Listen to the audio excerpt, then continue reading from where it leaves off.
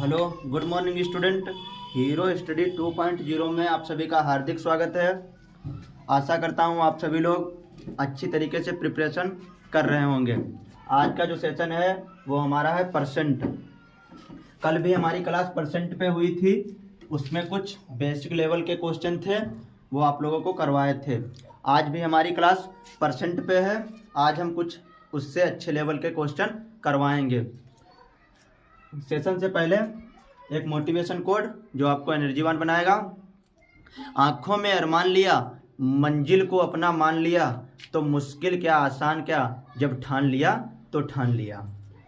जब मंजिल को मान लिया है तो मंजिल को पूरा भी करेंगे।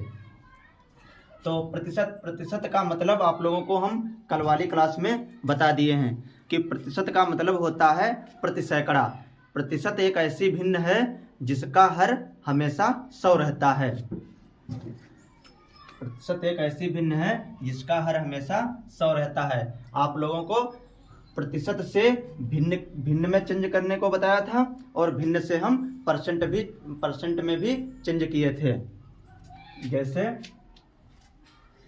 20% को अगर हम भिन्न के रूप में चेंज करें तो हम 20 गुणे सीधे हम 20/100 बराबर 1/5 ऐसे काट देंगे, तो ये हमारा भिन्न के रूप में चेंज हो गया है। और इसे परसेंट के रूप में चेंज करें तो 1/5 गुणे 100, ये हमारा 20% के रूप में चेंज हो गया है।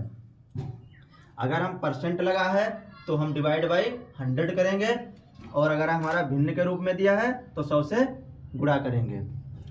यह हमारा बेसिक है। जैसे क्वेश्चन लेते हैं हम, 500 का 20% कितना होगा। तो 500 गुणे 20/100, 0 से 0 कैंसिल, 5 दूना 10, 100 हमारा आंसर आ जाएगा। जैसे हम कोई दुकान पे जाते हैं सामान लेने, वो कहेगा हम 20% की छूट देते हैं। तो 500 रुपये का अगर हम सामान लिए, अगर वो 20% की छूट देता है तो हमारे 100 रुपये कम हो जाएंगे, उससे शेष रुपये देने पड़ेंगे। अगर वो 20% की छूट देगा तो हम 500 से 100 माइनस कर देंगे, और जितना हमारा 400 रुपये बचेगा वो दुकानदार को देना पड़ेगा। जैसे ऐसे ही हम मान लीजिए आप 240 का 30% कितना है। तो 240 इंटू 30/100, 0 से 0 cancel, 24 तियाँ 72, 24 तियाँ 72 is the correct answer. ये हमारे बेसिक लेवल के क्वेश्चन हैं। और ये वाला तो आप लोग सभी लोग समझ गए होंगे। अब हम सीधे आते हैं क्वेश्चन पे। ये वाला हम रख कर देते हैं।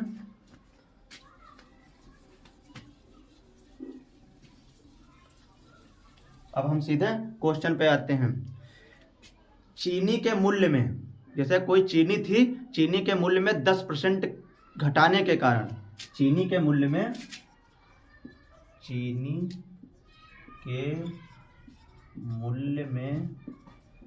10% घटाने के कारण, चीनी के मूल्य में 10% घटाने के कारण राम जो है, राम एक लड़का है, राम 100 रुपये में 5 किलोग्राम चीनी ज़्यादा खरीद सकता है। घटाने के कारण राम 100 रुपये में 5 किलोग्राम ज़्यादा चीनी खरीद सकता है। 100 रुपये में 5 किलोग्राम चीनी ज़्यादा खरीद सकता है। चीनी का वास्तविक मूल्य ज्ञात कीजिए। चीनी का वास्तविक मूल्य ज्ञात कीजिए। ये हमारा क्वेश्चन है, ये भी अच्छे लेवल का क्वेश्चन है, हर पेपर में पूछा जाता है। क्वेश्चन थोड़ा चेंज होगा लेकिन मैटर इसी तरीके का होगा। तो चीनी के मूल्य में 10% घटाने के कारण राम 100 रुपये में 5 किलोग्राम चीनी ज़्यादा खरीद सकता है। 5 किलोग्राम चीनी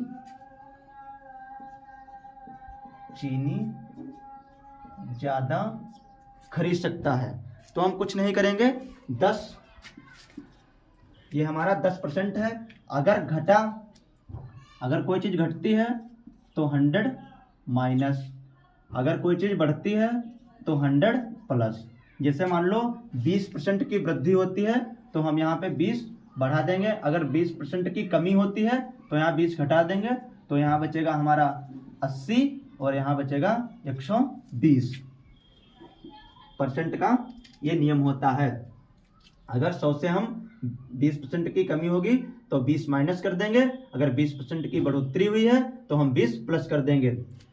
तो यहाँ पे क्या हुई है, यहाँ पे हमारी हुई है कमी, यहाँ पे हमारी हुई है कमी, तो हम क्या करेंगे 100 माइनस 10, 100 माइनस 10, फिर ये क्या है गुणे 100/5, बस खत्म क्वेश्चन। तो 10/90 गुणे 100/5, तो हम 0 से 0 कैंसिल, 20 पंचे 100 बराबर 20/9, तो 9 दूनी 18, 2 सही 2/9, 2 सही 2/9 हमारा आंसर आ जाएगा। आप लोगों को ये कॉन्सेप्ट के तहत समझाया है, इसकी ट्रिक भी होती है लेकिन ट्रिक बहुत जल्दी भूलने की संभावना रहती है, लेकिन हम कॉन्सेप्ट लेवल से हर चीज़ को एक एक करके समझेंगे। जो हमारा नेक्स्ट क्वेश्चन है वो है किसी वस्तु का मूल्य पहले 10% और फिर 20% बढ़ाया गया। किसी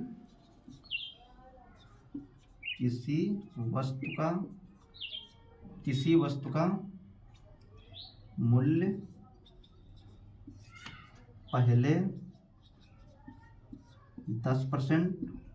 पहले 10% और फिर 20%, पहले 10% फिर 20%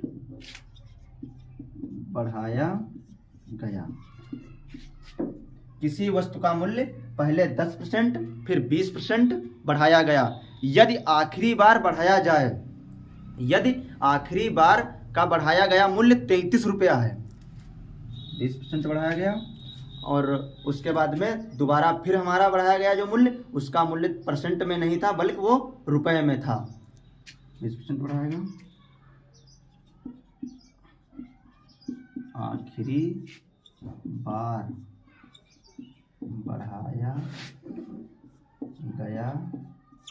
आखिरी बार बढ़ाया गया मूल्य 33 रुपया है। आखिरी बार जो मूल्य है वो रुपए में है लेकिन पहले परसेंट में बढ़ा है और फिर रुपए में बढ़ा है। तो मूल्य क्या था, 33 रुपए है, तो मूल्य क्या था, ये हमारा क्वेश्चन है। तो पहले 10% बढ़ाया गया, बढ़ाने का नियम तो आप लोगों को बताया है, अगर कोई चीज़ बढ़ती है तो 100 प्लस, अगर कोई चीज़ घटती है तो 100 माइनस। तो यहाँ पे पहले 10% बढ़ाया गया और फिर 20% बढ़ाया गया, तो 33 बराबर 10%, 110/100 गुणे 20% बढ़ा है 120/100। बस यही फार्मूला आप लोगों को इसमें लगाना है। 0 से 0 कैंसिल, 11 तियाँ 33, 3 चक्कू 12 और 4 से हम 100 को डिवाइड करेंगे 25, तो यहाँ पे बराबर 1/25। हम 25 को इधर भेज देंगे तो 25 हमारा आंसर आ जाएगा, तो 1 बराबर 25 हो जाएगा। यहाँ पे आप अगर मान लो कोई संख्या नहीं, यहाँ 1 है तो इधर भेजेंगे तो 25, आप लोग सीधे भाषा में समझ लें, 1 गुणे 25 बराबर 1, तो 25 बराबर 1। ये भी ऐसे भी लिख सकते हैं, अगर एक सम मानते नहीं हैं तो हम इस तरीके से आप लोगों को बता दिए हैं। तो 25 जो है हमारा करेक्ट आंसर है। 25 हमारा करेक्ट आंसर है। इसके बाद में हमारा आता है नेक्स्ट क्वेश्चन।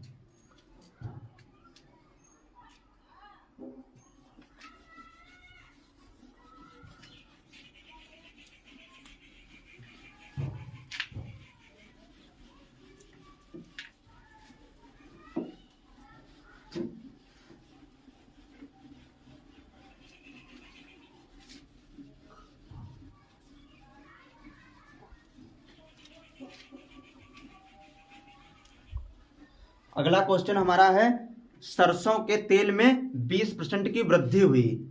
सरसों के तेल में 20% की वृद्धि हुई और एक परिवार में 180 रुपये में 1 किलो कम तेल खरीदने के लिए बाध्य है। सरसों के तेल में वृद्धि पहले की कीमत ज्ञात कीजिए। मतलब वृद्धि भी हमें ज्ञात करनी है और तेल की कीमत भी, जो मूल तेल की कीमत थी वो ज्ञात करनी है। सरसों के तेल में 20% की वृद्धि हुई।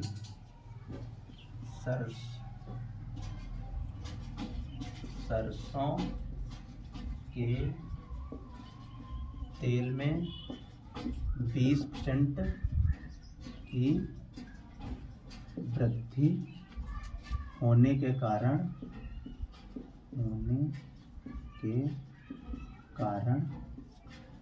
सरसों के तेल में 20% की वृद्धि होने के कारण एक परिवार में 180 रुपये में 1 किलो कम तेल खरीदते हैं। एक परिवार में 180 रुपये में 1 किलो कम तेल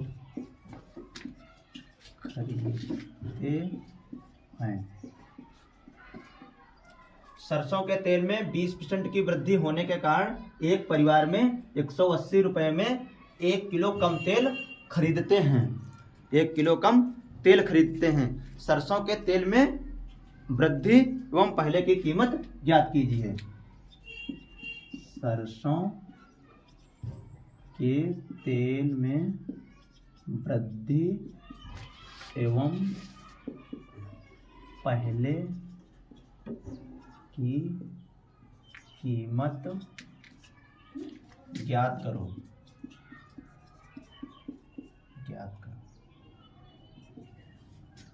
ये हमारा क्वेश्चन है। तो हम पहले 20% की वृद्धि हुई, पहले 20% की वृद्धि हुई, तो यहाँ पे हम लिख लेंगे 20। अगर वृद्धि किसी चीज में होती है, अगर वृद्धि किसी चीज में होती है तो हम 100 प्लस, अगर कमी होती है तो 100 माइनस। अगर किसी चीज में वृद्धि होती है तो 100 प्लस और किसी चीज में कमी होती है तो 100 माइनस। तो यहाँ पे 20 मतलब 100 था हमारा, कोई किसी चीज 100% होती है हमारे पास है तो इसमें 20% की वृद्धि हुई तो हमारे टोटल हो गया 120। यहाँ पर 20% की वृद्धि हुई तो टोटल हमारा हो गया 120। तो यहाँ पे हम यही तरीका लिखा हुआ है कि 100 प्लस 20, हम डायरेक्टली लिख दिए थे 120 और गुणे 180 रुपये, 180 रुपये और गुणे हम यहाँ पे 180 कर लें। यहाँ एक भी मान सकते हैं, अगर नहीं मानोगे तो भी कोई दिक्कत नहीं होगी। तो 20/120 गुणे 180, 0 से 0 कैंसिल, 2 छंग 12 और 6 तियाँ 18, 30 हमारा आंसर आ जाएगा। 30 हमारा करेक्ट आंसर हो जाएगा। 30 हमारा आंसर आ जाएगा। जो तेल की पहले कीमत थी वो 30 रुपये थी। तेल की जो पहले कीमत थी वो 30 रुपये थी। अब आते हैं हम क्वेश्चन नंबर 4 पे। ये वाला हमारा 3 था। क्वेश्चन नंबर जो 4 है वो भी बहुत अच्छे लेवल का क्वेश्चन है। एक आदमी अपनी आय का 24%, मतलब एक व्यक्ति है, एक आदमी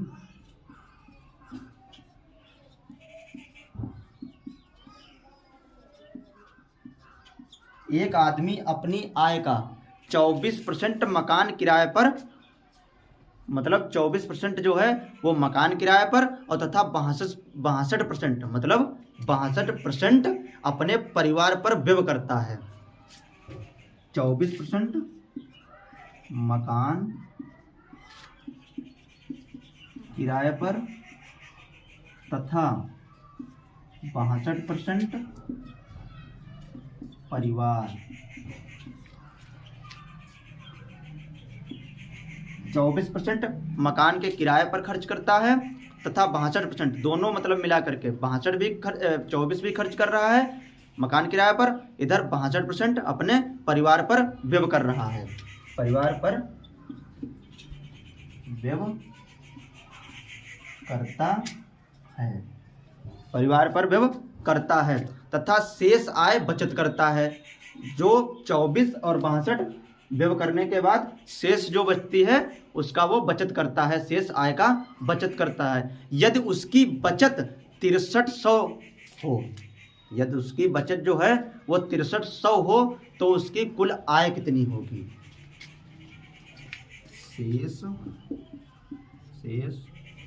आय बचत करता है यदि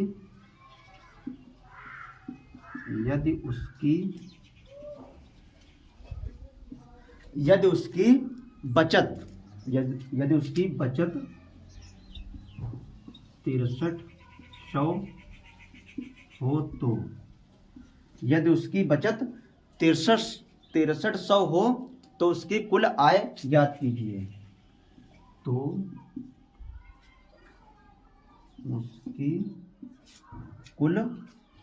उसकी कुल आय ज्ञात कीजिए। हमसे पूछा है कुल आय कितनी होगी, कुल आय ज्ञात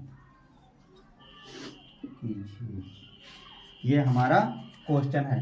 क्वेश्चन बहुत अच्छे लेवल के हैं। जितने क्वेश्चन हम करवा रहे हैं ये किसी ना किसी पेपर में पूछे गए हैं, चाहे वो यूपी का एग्जाम हो, चाहे वो एसएससी का एग्जाम हो, चाहे वो ग्रुप डी का एग्जाम हो, मतलब किसी ना किसी परीक्षा में जरूर परसेंट से क्वेश्चन पूछे जाते हैं। तो 24%।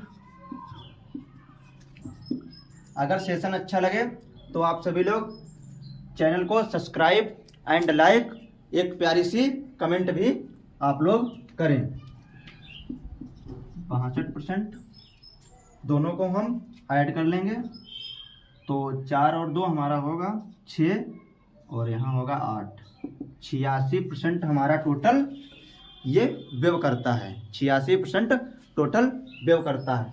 और 100 से अगर हम 86 को माइनस कर देंगे, 100 से हम 86 को माइनस कर देंगे तो हमारी शेष जो बचत है वो आ जाएगी। तो 14% बचेगा, यहाँ पर 14% बचेगा। और मतलब हमारे क्वेश्चन में दिया गया है कि 6300 मतलब 6300 रुपये बचत करता है। तो 6300 गुणे 100/14, 6300 गुणे 100/14। तो इसे हम काट देंगे।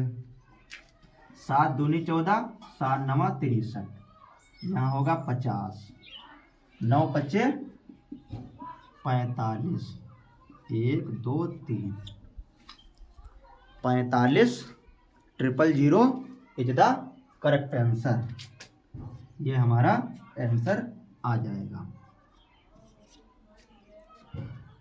अब हमारा जो लास्ट क्वेश्चन वो भी आप लोगों को बता रहे हैं।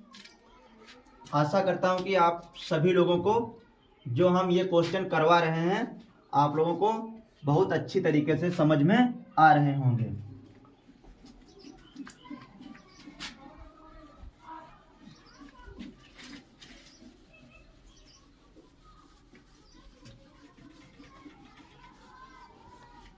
लास्ट क्वेश्चन जो हमारा है, एक आदमी व्यय और बचत 3:2 के अनुपात में, मतलब 3:2 के अनुपात में उसकी आय में 10% की वृद्धि होती है, उसका व्यय 12% बढ़ जाता है, तो उसकी बचत जो है 6300 हो तो उसकी कुल आय ज्ञात कीजिए। ये हमारा क्वेश्चन है।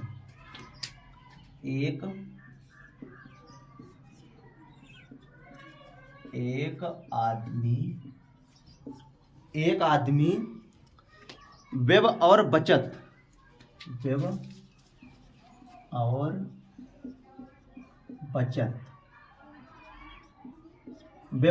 का जो अनुपात है हमारा वो है 3:2। 3:2। ये व्यय 3 है और बचत 2 है। के अनुपात में है। एक आदमी व्यय हमारा हुआ 3, बचत हमारी 2 है, अनुपात में है।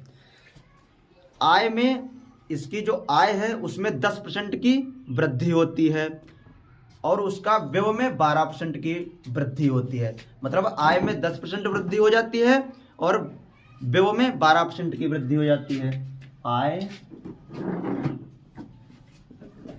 आय में 10% वृद्धि, व्यय में आय में 10% की वृद्धि होती है और व्यय में 12% की वृद्धि होती है। व्यय में 12% की वृद्धि होती है। यदि उसकी बचत 6300 है, यदि उसकी बचत 6300 है, यदि उसकी बचत 6300 है तो उसकी कुल आय ज्ञात कीजिए। 6300 है तो उसकी कुल आय ज्ञात कीजिए। ये हमारा क्वेश्चन है। एक आदमी व्यय और बचत 3:2 के अनुपात में है। आय में 10% की वृद्धि, व्यय में 12% की वृद्धि। यदि उसकी बचत 6300 हो तो उसकी कुल आय ज्ञात कीजिए। तो उसकी कुल आय ज्ञात कीजिए। तो हम जो हमारा अनुपात दिया है इसे सरल बनाने के लिए हम यहाँ पे